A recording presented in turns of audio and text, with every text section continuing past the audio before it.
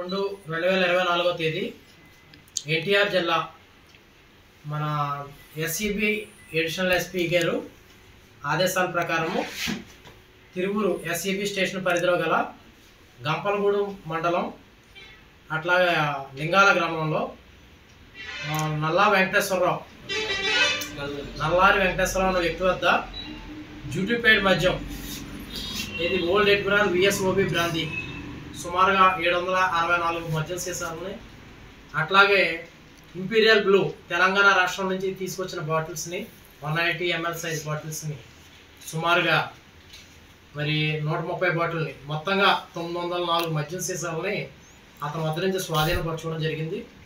ఇతను ఆటో తోలుతూ ఉంటాడు, auto driving చేస్తూ ఉంటాడు.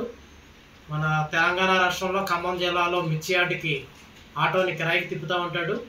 అట్లా కిరాయికి వెళ్ళినప్పుడు వైరాలో బ్రాందీ షాపులో మరి ఈ తెలంగాణ మద్యం సీసాలను కొనుగోలు చేసి అట్లాగే ఆంధ్రాలో మన వైరా నుంచి నెమల మీదుగా ఊటుకూరు మీదుగా మరి వాళ్ళ స్వగ్రామం చేరుకుని ఇట్లా తీసుకుని వెళ్ళి అమ్మకం చేస్తూ ఉంటాడు. అట్లాగే డ్యూటీపేడ్ మద్యాన్ని కూడా అక్కడక్కడ గ్యాదర్ చేసుకుని ఇతను ఒక డంప్ కింద చేసుకుని వచ్చిన దీన్ని ఎక్కువ ధరకు అమ్ముకుని లాభాలు పొందుతూ ఉంటాడని చెప్పి మనకి ఇన్వెస్టిగేషన్లో తేలింది.